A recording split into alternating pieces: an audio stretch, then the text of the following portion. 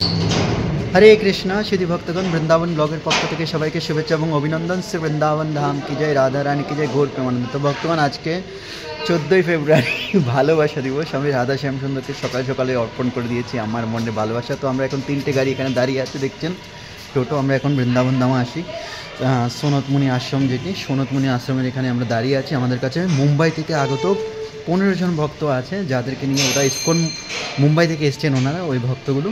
তো আমরা ওনাদেরকে নিয়ে এখন ব্রজমণ্ডলের মধ্যে এই বৃন্দাবনে, দ্বাদশ বনের একটি বন বৃন্দাবন, যে বনের মধ্যে বিভিন্ন মন্দির আছে, রাধা দামোদর, রাধা শ্যামসুন্দর, গোকুলানন্দ, গোবিন্দ, গোপীনাথজি, স্বর্গস্বামীদের মন্দির তথা অন্য অনেক মন্দির আছে। এই সমস্ত মন্দিরগুলো আমরা বেলা 1টার মধ্যে দর্শন কমপ্লিট করে নেব। তো আপনারা অবশ্যই চ্যানেলটি সাবস্ক্রাইব করে যুক্ত হয়ে যান। আমি বেশ কদিন বিভিন্ন ব্যস্ততার কারণে আমি ব্লগ বানাইনি, তো অনেক দিন পরে ব্লগ বানাচ্ছি ভালোবাসা দিবসে। আপনাদের সবাইকে আমার ভালোবাসা রইল, কৃষ্ণময় ভালোবাসা সবাই গ্রহণ করুন। চ্যানেলটি সাবস্ক্রাইব করে যুক্ত হয়ে যাবেন এবং ফেসবুক পেজ থেকে হলে অবশ্যই লাইক কমেন্ট শেয়ার করে আপনাদের মতামত জানাবেন। হারি বল। এই আমাদের গাড়ি 1টি 2টি 3টি, এদিকে 3 দেখছেন। ঠিক আছে, ভালো থাকবেন। তো ভক্তগণ, এটি হচ্ছে গেস্ট হাউস শ্রী বৃন্দাবন ধাম। ওনারা শ্রী বৃন্দা ধামে গেস্ট হাউস এখানে আছে। তো এটি ঠিক সনতমুনি আশ্রমের পাশেই ভক্তগণ। তো এখন আমরা এখানে চলে এসেছি কাত্যায়নী মাতার মন্দির। তো এখন সকালবেলা আরতির সময় গাড়ি এখানে দাঁড়িয়ে আছে, ভক্তরা সবাই এখানে ঢুকেছে। আমি একটু টয়লেটে গেছিলাম, তো এখন ওখানে ভিতরে কাত্যায়নী মাতাকে দর্শন করাতে পারবো না, অ্যালাউ নেই। তো ভিতরের সাইডটা দেখুন এখান থেকে। তো দেখছেন আরতি হচ্ছে, এই দেখছেন ওখানে।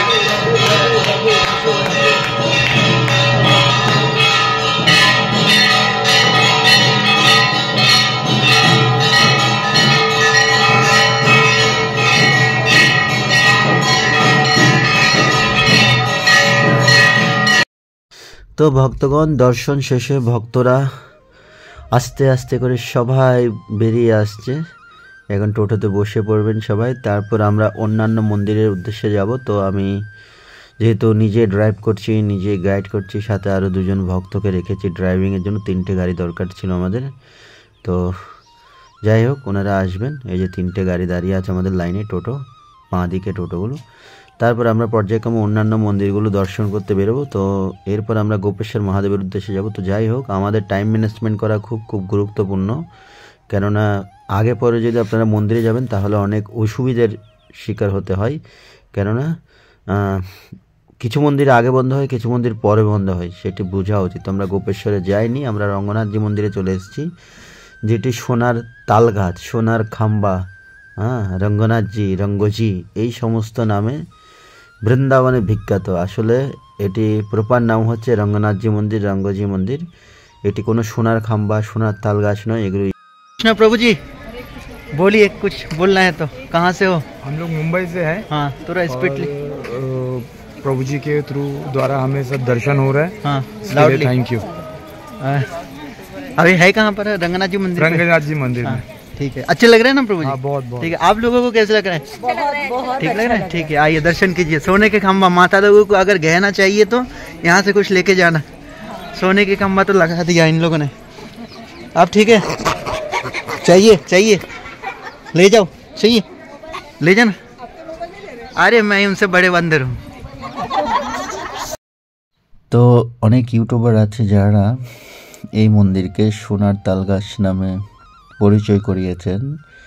সোনার খাম্বা বলে হিন্দিতে, সোনে কি খাম্বা। তো আসলে এটি প্রকৃতপক্ষে রঙ্গনাথজি মন্দির, সাউথ ইন্ডিয়ান মন্দির। তো আপনার সোজা দেখছেন একটি গোল্ডেন কালারের একটি পিলার, সেটাকে সোনার তালগাছ বা খাম্বা বলা হয়। তো গরুর স্তম্ভ, সেটি হচ্ছে প্রকৃতপক্ষে গরুর স্তম্ভ, যেখানে গরুরজি আহরণ করেন, ভগবান বিষ্ণুর মুখোমুখি হয়ে ওনাকে দর্শন করেন। তো সেই স্তম্ভটিকে ওনারা এখানে কি বলছেন, সোনার তালগাছ বা সোনার খাম্বা। তো দর্শন করুন। তো আমি ঠাট্টা করে প্রায় সময় বলি মাতাজিরা আসলে যে আপনারা সোনার গয়নাগাটি যদি লাগে তাহলে এখান থেকে কিছু নিয়ে যান। তো এখানে এটি হচ্ছে সাউথ ইন্ডিয়ান মন্দির, খুব বড় সড়ো একটি মন্দির। এখানে বিভিন্ন দর্শন আছে, আপনারা রঙ্গনাথজির, বালাজির, এই সমস্ত দর্শনগুলো আপনারা করতে পারবেন। তো এদিক দিয়ে ঢুকতে দিচ্ছিল না এখন বর্তমানে। আমরা একটু পরিক্রমার দিকে চলে যাচ্ছি, যেহেতু এখন ওনারা প্রসাদ সেবা দেবে সকালে, হাত প্রসাদ। সেটার পরেই সবাইকে এন্ট্রি করাবে। তো এখন ওনারা এন্ট্রি করাচ্ছে না। তো এখানে সেবিত যেই সমস্ত বিগ্রহগুলো, ওই সব বিগ্রহগুলো আপনারা দর্শন করুন। খুবই সুন্দর, অপূর্ব সুন্দর বিগ্রহগুলো। তবে এই মন্দিরের যে কারুকলাপ খুবই সুন্দর, খুবই। তো এগুলো পুরো হাতের কাজ, একদম দেখুন অপূর্ব সুন্দর লাগছে এখানে। তো আপনাদের কেমন লাগছে আপনারা অবশ্যই মতামত জানাবেন ভিডিওতে। চ্যানেলটি অবশ্যই সাবস্ক্রাইব করে যুক্ত হবেন। ওনারা হচ্ছেন আমাদের ভক্তরা যারা মুম্বাই থেকে এসছেন।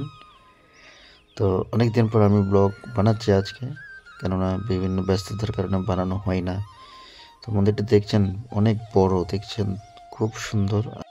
তারপর আমরা চলে এসেছি গোপেশ্বর মহাদেব। আমরা এখানে বিভিন্ন মন্দিরের ভিডিও এখানে ধারণ করছি না, যেহেতু ওখানে ক্যামেরা অ্যালাউ নেই বা বিভিন্ন কারণে ভিডিও বানাতে পারিনি। তো যেই কটা আমি পেরেছি এখানে তুলেছি। তো আপনারা দর্শন করুন, কৃপা লাভ করুন। এখন আমরা গোপেশ্বর মহাদেবে আছি, আমরা এখন ভিতরে প্রবেশ করব।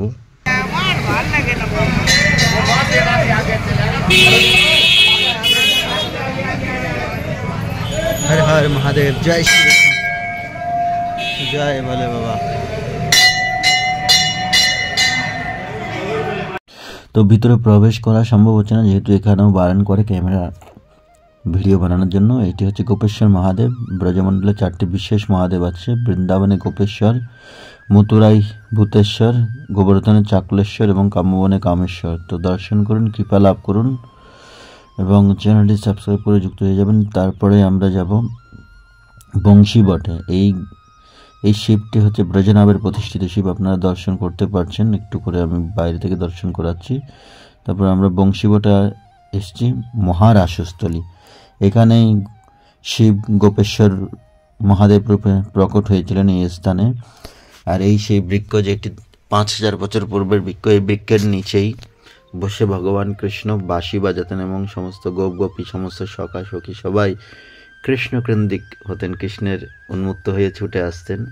তো এখানে মধু পণ্ডিত গোপীনাথ প্রাপ্ত করেছিলেন। এখানে গোপেশ্বর মহাদেব প্রকট হয়েছিলেন। এখানে এই স্থানের মধ্যেই শিবজি প্রকট হয়েছিলেন, দেখছেন সবাই দর্শন করছেন। তো এটা অনেক প্রসিদ্ধ স্থান। যত রাসস্থলী আছে সবচেয়ে মুখ্য রাসস্থলী হচ্ছে এটি, যেন এটি মহারাসস্থলী। সমস্ত গোপীরাই মনে করতেন যে কৃষ্ণ আমার সাথেই। তো এই সম্পর্কে আরও অনেক বিস্তারিত আছে, এই ভিডিওর মধ্যে তো ওগুলো আর বলা যাবে না। তো তারপরে আমরা নিধিবন চলে এসেছি। আমি নিধিবন বাইরে থেকে একটু দেখাচ্ছি, আপনারা দর্শন করুন। ভক্তরা সবাই পরে নিধিবন দর্শন করবে। একজন ভক্তকে আমি এখানে ওয়াশরুমে এনেছিলাম, যেহেতু বাকি সবাই রাধারমণে দর্শনে গেছেন। তো ওনাকে আমি এখান থেকে টয়লেটে যাওয়ার পর আমি এখানে একটু করে ভিডিও বানালাম। আর এই হচ্ছে গোপীনাথ মন্দির। গোপীনাথ মন্দির এই স্থানে স্থানান্তরিত হয়েছিল, কিন্তু ব্রজনাভের প্রতিষ্ঠিত সেই গোপীনাথ সেটি এখানে নেই, সেটি জয়পুরের মধ্যে বর্তমানে সেবিত হচ্ছে। তো এখানে যে মন্দিরটি দেখছেন সেটি হচ্ছে পুরনো মন্দির। রাজস্থানে জয়পুরে যে মন্দিরটি আছে সেটি হচ্ছে নতুন মন্দির, আর বিগ্রহ যেটা এখানে আছে সেটি পুনঃপ্রতিষ্ঠিত বিগ্রহ। আর রাজস্থানে যেটি আছে সেটি হচ্ছে ব্রজনাভের প্রতিষ্ঠিত। আর গোপীনাথ প্রাপ্ত হয়েছিলেন মধু পণ্ডিত বংশীবটের মধ্যে। তো এখানেও ক্যামেরা অ্যালাউ নেই, আমি এখান থেকে এখন ক্যামেরাটি বন্ধ করব। তারপরে আমরা রাধারমণের দিক দিয়ে যাব ভক্তদের রিসিভ করার জন্য। এই হচ্ছে রাধারমণ, সবাই বের হচ্ছে ভক্তরা।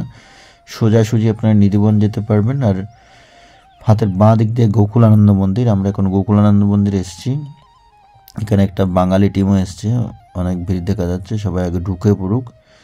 তো তারপর আমরা চলে এসেছি এখানে গোবিন্দদেবের মন্দিরে। এটি গোবিন্দদেবের সবচেয়ে প্রাচীন মন্দির, আর যেটি ব্রজনাভের প্রতিষ্ঠিত বিগ্রহ সেটি জয়পুরে সেবিত হচ্ছে।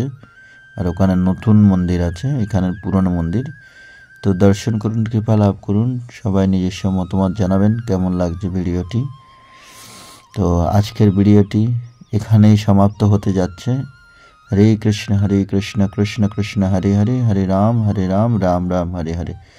এখন আমরা রাধা শ্যামসুন্দর মন্দিরে আছি, তারপরে রাধা দামোদরে যাব। ভক্তরা দর্শন করতে ভিতরে ঢুকবে, আমরা বাইরে থাকবো, যেহেতু এগুলো একদম গেটের মধ্যেই দাঁড়াচ্ছি, তাই আমাদের ভিতরে যেতে হচ্ছে না। হরি বল।